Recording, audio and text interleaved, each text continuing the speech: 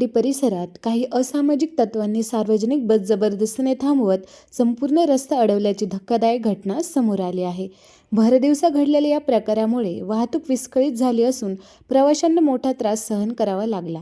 नागरिकांमध्ये भीतीचे वातावरण निर्माण झाले आहे. या घटनेत संबंधित व्यक्तींनी कोणतीही कायद्याची भीती न बाळगता उघडपणे दादागिरी केल्याचे दिसून येत आहे. सार्वजनिक शिस्त आणि नागरिकांच्या सुरक्षिततेला धोका निर्माण करणाऱ्या अशा प्रकारांवर कठोर कारवाई करण्याची मागणी स्थानिकांकडून होत आहे.